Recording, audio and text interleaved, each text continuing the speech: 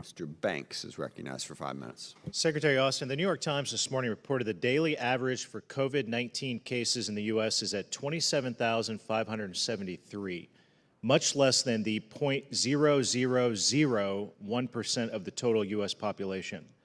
With COVID cases at all-time lows, why are we still enforcing the COVID vaccine mandate on our military personnel?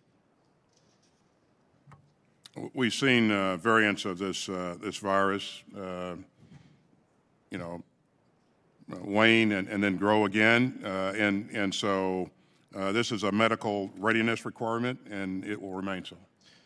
General Milley, during a moment of increased action from Russia to China, is it worth it? Is it worth sacrificing our end strength for vaccine mandates? Would you rather have a few extra battalions of unvaccinated soldiers or not have them at all because of this? Thanks, Congressman. I don't think it's an either or. I think we're an organization that requires, and you're a veteran yourself, we get a lot of vaccinations. Anthrax is very, very low out there, and we still get anthrax vaccinations and so on. So I think getting vaccinated is part of the readiness issue of the health of the force. The numbers are very low, by the way, of those that are refusing to be vaccinated, and they're even lower. I mean, it's tiny, the numbers that are actually being asked to process out. So I think it's manageable, and I think that I would prefer that everybody just go ahead and get vaccinated.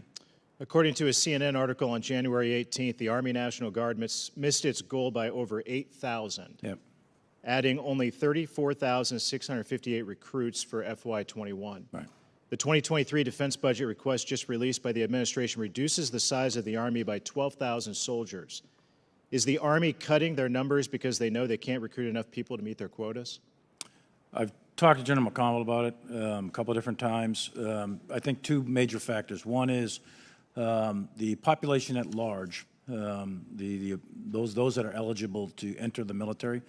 Those numbers are actually pretty low. So that's one point. It's the accessions challenge that's out there in recruiting on an annual basis. The second piece is that they want to reduce manpower in order to save the money and recoup that into modernization efforts. Those are the two fundamental reasons that the Army is doing what they're doing. General, is it a coincidence that the Army is moving forward with now involuntarily separating our soldiers and then offering a new $50,000 signing bonus to recruits who want to join the Army? And how much additional cost are we going to incur because of the increased recruiting bonuses to combat projected losses for unvaccinated military personnel? I'd have to get back to you on a cost analysis in terms of the actual dollars relative to the bonus you mentioned, the $50,000 bonus. But again, I'd go back to, I checked with General McConnell just yesterday. The numbers are actually being compelled to depart the military is very, very small in the Army. And I think it's likewise in the other services as well. There is a recruiting challenge, though, for the Army. The other services are meeting their recruiting goals. They're on glide path for this fiscal year, but the Army is challenged, both Guard and active. General Milley, on March 18th, the U.S. Army discharged 3 soldiers, the first time it has booted troops for failing to comply with the COVID-19 vaccine mandate. It's projected that 2,692 soldiers, the size of a couple of Army battalions, have not taken the vaccine and will likely be separated from the Army. Once again, how is this loss of personnel going to hurt the overall end strength of the Army? I think if 2,000 are kicked out, I think that would hurt. But I think there's an issue of education here and persuasion. And making sure that these soldiers are making informed decisions.